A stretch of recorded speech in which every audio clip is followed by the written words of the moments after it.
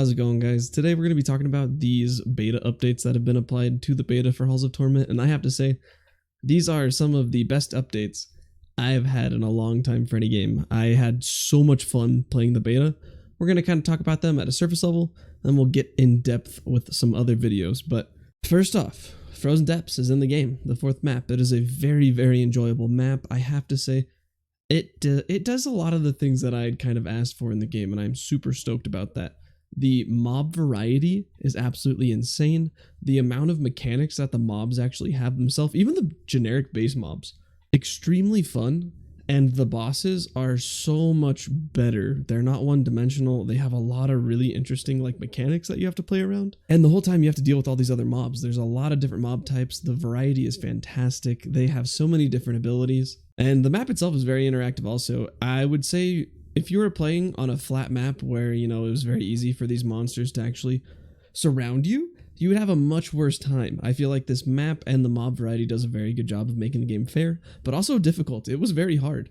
My first playthrough on this map, I did not kill the third boss. I did beat the last boss because the last boss was pretty toned down, I have to say, very fair, nothing crazy. But the second boss was so hard for me that it took me until basically 0 to kill that second boss. I never even got close to damaging the third boss. The first and the second boss of this map are so enjoyable. They have so many fun mechanics. They're very unique. They don't stay static. And it's definitely a very, very nice breath of fresh air for this fourth map. So I'm looking forward to what it's going to look like at the end of the beta phase, basically, because I know there's going to be a lot of changes coming up. So it's been fantastic. There is a new character, the Norseman. We're going to go in depth a little bit more on another video, but basically he is your generic dual-wielding, axe-loving Viking. Definitely a berserker. He has some of the best skill growth ever. I haven't played all of the characters because they did do some rearranging with stats in regards to how your characters scale now, but the Norseman is OP. He does a lot of damage. He does a ton of damage in a wide range. He also attacks extremely fast, and he has this nice little ability after killing a certain amount of mobs. He explodes in this AoE of frost damage. Frost is a new effect that's added in. It is extremely fun, but this new character, very, very enjoyable. They're still working on him. There's going to be new items, new unlocks. His quests aren't done yet, so there's going to be a lot more coming from him. But just off the bat, it looks fantastic, and they've already teased the 9th character, which is going to be a huntress with a loyal beast and ranged ice attacks. So I'm interested. Sounds like, Hunter from most of your MMORPGs that you like to play, but focused on ice attack. So kind of goes with the map, makes sense.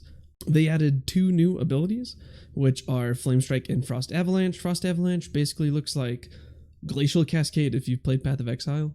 It's this giant AoE ice that goes out, and it's possible to hit the whole map. I mean, if you just cast it and then run next to it, it will go on forever. It does a ton of damage. I'm sure they're going to mess around with the numbers. They're definitely still work in progress, but the attack itself is very fun. Flame Strike also has some really, really, really enjoyable damage. It's a single target fire damage. It does a ton of damage. It scales with crit and things like that. And the upgrades that you can get from getting those ability scrolls when it hits level 3 and level 6 are fantastic. It makes them just like ticking time bombs. It's really, really fun. So both those new abilities, very enjoyable. They also did put in those 2 potions, one to reroll your abilities and one to reroll the items that you get. So it's very fantastic. They're going to be adding more items as quests get developed and input into the game. And they also added a ton of items with the next thing, which I think is the best part, and that's going to be Agony mode. Going to make another video that goes more in depth on Agony because it is a fantastic game mode. I really like how they put this together in comparison to what some of the other people do in this genre. Basically, the game mode scales up with you. So as you're killing mobs throughout the game, it's actually starting at Agony 0.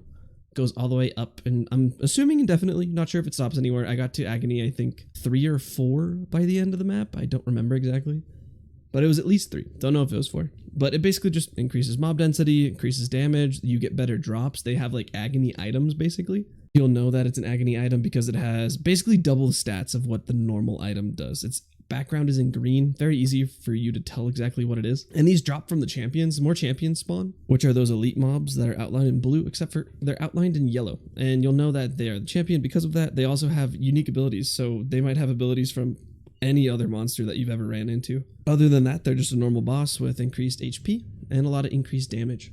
The Agony mode was fantastic. As it scaled later into the game, I was getting upwards of 40,000 kills a map, and that is significantly more mobs than we were running into. So like this is going to be the new gold farm.